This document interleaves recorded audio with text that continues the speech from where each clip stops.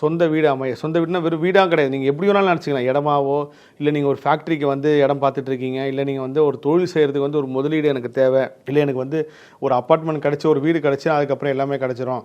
அப்படி இருக்கிறவங்க வந்து இந்த பாடல் திருப்பம் தரும் திருப்புகளில் இந்த 5வது பாடலான அண்டர்பதி குடியேறன்ற பாடல் வந்து எந்த முருகரை குறிக்குது பார்த்தீங்கன்னா சிறுவாபுரி முருகரை குறிக்கிறாங்க.